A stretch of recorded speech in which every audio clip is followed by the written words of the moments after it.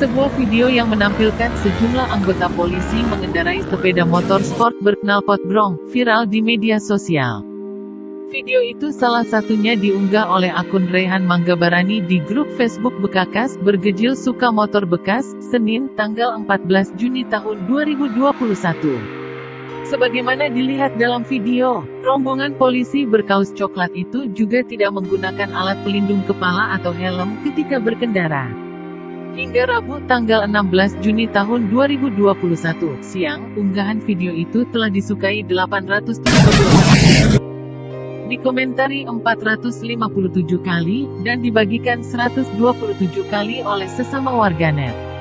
Saat dikonfirmasi, Kabid Humas Polda Jawa Timur, Jatim, Kombes Pol Gatot Repli Handoko membeberkan kejadian yang sebenarnya terjadi. Dia menuturkan, sepeda motor berknalpot brong yang dikendarai oleh sejumlah anggota polisi itu merupakan kendaraan hasil razia.